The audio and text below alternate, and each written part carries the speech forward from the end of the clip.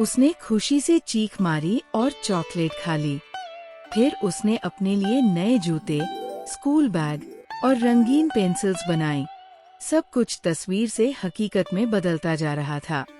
अगले दिन स्कूल में हमजा ने दोस्तों को दिखाया कि कैसे वह एक परिंदे की तस्वीर बनाकर उसे हवा में उड़ता देख सकता है। दोस्त हैरान रह गए। हमजा ने अब इस पेंसिल को नेकी के कामों के लिए इस्तेमाल करना शुरू कर दिया।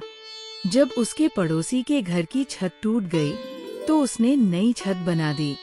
एक दिन स्कूल की लाइब्रेरी में किताबें खत्म हो गईं, तो उसने नई किताबें बनाई और सब बच्चों में बांट दी। उसकी दादी बीमार थी, उन्हें दवाइयों की सख्त जरूरत थी। उसने पेंसिल से दवा बनाई और दादी को शिफा मिल गई। एक शाम आसमान पर सियाह बादल छा गए, जोरदार आंधी आई